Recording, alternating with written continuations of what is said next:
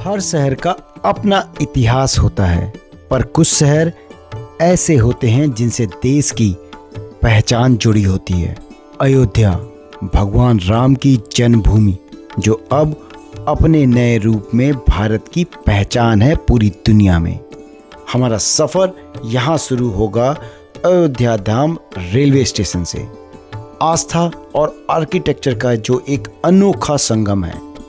यहाँ हम देखेंगे क्यों इसे राम मंदिर की यात्रा का द्वार कहा जाता है। इसके बाद हम चलेंगे एक ऐसे मंदिर जिसके बिना ये यात्रा अधूरी मानी जाती है, हनुमान गढ़ी, और जानेंगे क्यों राम मंदिर के दर्शन से पहले यहाँ आना ज़रूरी माना जाता है। और यात्रा के अंतिम पड़ाव पर हम जाएंगे उस स्थान पर जिसका इंतज़ार सिर्फ अयोध्या नहीं बल्कि पूरे भारत ने किया, राम मंदिर, जहां श्रद्धा सिर्फ महसूस नहीं जी जाती है। तो चलिए शुरू करते हैं राम की नगरी अयोध्या की ये यात्रा।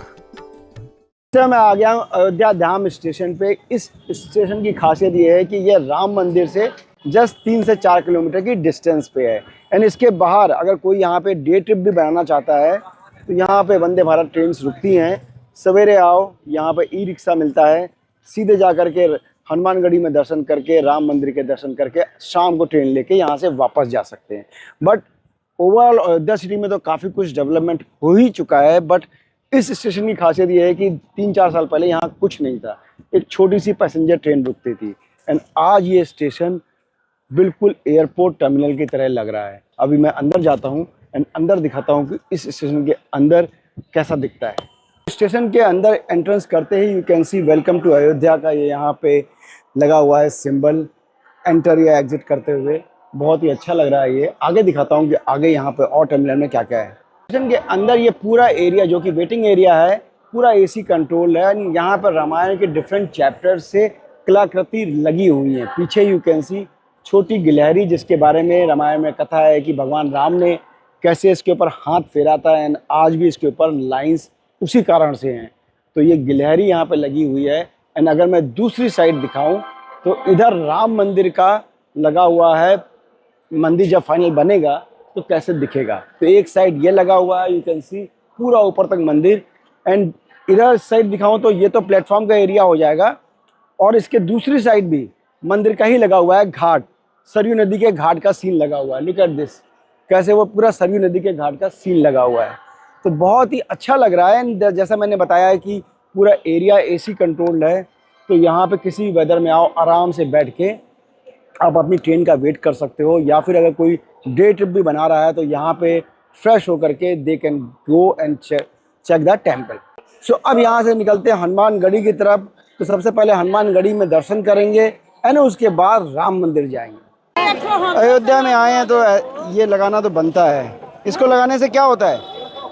हनुमान जी का आशीर्वाद मिलता है। पूजा पूजा भी होता है। भगवान पूरा करिए। अच्छा, परिवार बार है। बिल्कुल, धन्यवाद भैया। इस समय मैं आ गया हूँ अयोध्या में हनुमानगढ़ी।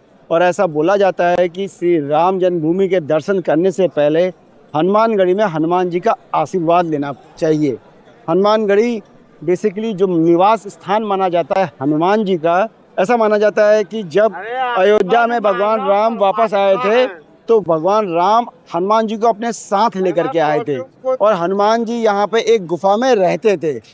तो अब ऊपर जाते हैं, ऊपर जाकर के देखते हैं कि मंदिर में क्या क्या है। मंदिर में हनुमानगढ़ी में करीब 76 सीढ़ियाँ हैं जिनको चढ़कर ऊपर इस गढ़ी के टॉप पे पहुँचते हैं, जहाँ से अयोध्या सिटी का भी व्यू दिखता है।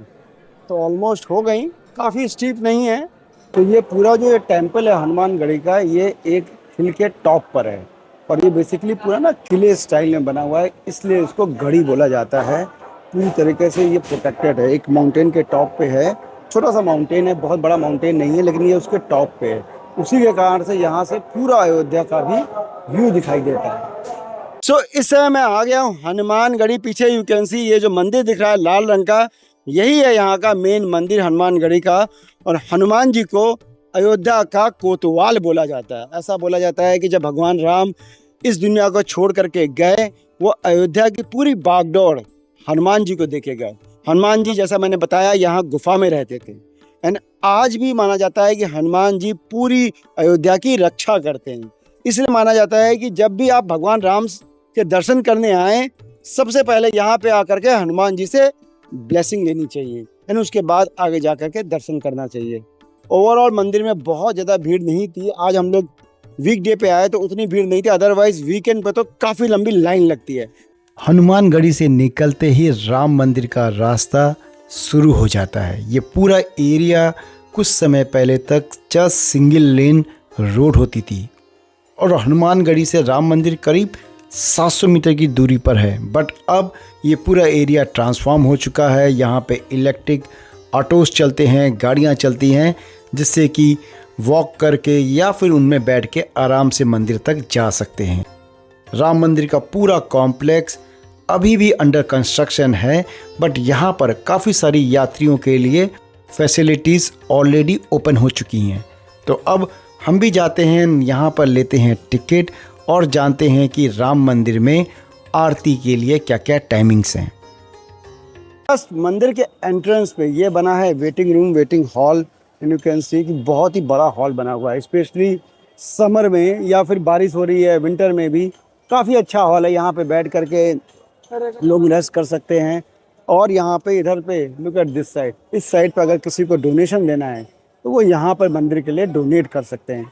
बट वेटिंग एरिया काफ़ी अच्छा बना हुआ है, लुक एट दिस, सफाई भी है एंड देन बहुत सारी यहाँ पे चेयर लगी हुई हैं। तो जैसे नॉर्मली प्लेटफॉर्म पे होता है ना, लोग प्लेटफॉर्म पे बैठ जाते हैं और बहुत ही ज़्यादा गंदगी फैल जाती है, वो नहीं है यहाँ पे।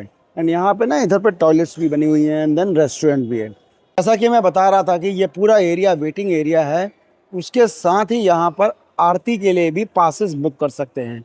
पीछे यू कैन सी आरती की टाइमिंग्स लिखी हुई हैं। यहाँ पर टोटल 4 आरती होती है, सुबह 4 बजे, 6 बजे, 10 बजे और शाम के 7 बजे। तो सुबह 4, 6 और रात के 10 बजे वाली आरती के लिए पास बुक करना पड़ता है। कोई किराया नहीं है उसका, बट जस्ट रजिस्टर कराना पड़ता है एंड उसके लिए you need to carry 1 ID। अगर आधार कार्ड कैरी कर सकते हैं तो वो सबसे अच्छा है। यू कैन सी कि वहाँ पर जा कर के उसकी बुकिंग होगी एंड देन आगे जा कर के उस काउंटर पे उसके बायोमेट्रिक डिटेल लेते हैं and they will give you 1 slip and उसको लेकर के अपने टाइम पे यहाँ पे आ सकते हैं। हमने भी सुबह 6 बजे की आरती का स्लॉट बुक किया है, तो hopefully will be able to see that aarti. और अगर किसी को कोई बुक नहीं कर पा रहा है स्लॉट, तो शाम को जो 7 बजे की आरती है वो बिना किसी बुकिंग के, बिना किसी पास के जाके देख सकते हैं। यू कैन सी कि यहाँ पे बायोमेट्रिक की डिटेल देते हैं, देन फाइनली आरती के लिए पास मिलता है। तो बस अब आगे चलते हैं मंदिर में एंड लेट्स सी कि मंदिर में कहाँ तक मोबाइल ले जा सकते हैं। ये है बेसिकली लाइन, यू कैन सी कि गेट से करीब 200 मीटर लंबी ये रेलिंग्स लगी हुई हैं। तो जब पीक टाइम होता होगा तो ये पूरी रेलिंग्स पर लोग होते होंगे। आज लकीली उतनी भीड़ नहीं है, तो होपफुली हम लोग को आराम से दर्शन हो जाएंगे। बट काफ़ी अच्छा अरेंजमेंट है, काफ़ी स्ट्रक्चर्ड है कि अगर काफ़ी क्राउडेड डेज़ में भी क्राउड को मैनेज करने के लिए आई थिंक काफ़ी अच्छा आइडिया है कि पहले ही सेग्रीगेट कर दो। मंदिर का एंट्रेंस तो अभी करीब 200-300 मीटर दूर है। तो चलिए देखते हैं, लेट्स सी कि आगे क्या है। सो इस समय मैं आ गया हूँ मेन राम टेम्पल के एंट्रेंस पे। यू कैन सी पूरा मंदिर अभी लास्ट ईयर ही ओपन हुआ था और ये है इसका एंट्रेंस। अब यहाँ से मोबाइल तो कैरी नहीं कर सकते, तो मोबाइल सबमिट करेंगे। बट उससे पहले अगर मैं मंदिर में बताऊँ तो जैसा मैंने बताया कि आज उतनी भीड़ नहीं है। नॉर्मली अगर दिवाली के टाइम पे आओ, जब यहाँ पे अयोध्या में दीपावली और दिवाली में अभी रिसेंट टाइम में एक बहुत बड़ा दियों का सेलिब्रेशन स्टार्ट हुआ है, जो कि Guinness world of record book में भी आया है उसका नाम। बट मंदिर बहुत भव्य बना है। अभी आज से आई थिंक 2 साल 3 साल में पूरा ये मंदिर बन के खड़ा हो जाएगा, तब तो ये बहुत ग्रांड लगेगा। अगर किसी ने बैप्स के अक्षरधाम के टेम्पल देखे हुए हैं तो वो कुछ कुछ इसी टेम्पल कॉम्प्लेक्स से मिलते हैं, लेकिन इसकी जो बनाने की स्टाइल है वो थोड़ी डिफरेंट है।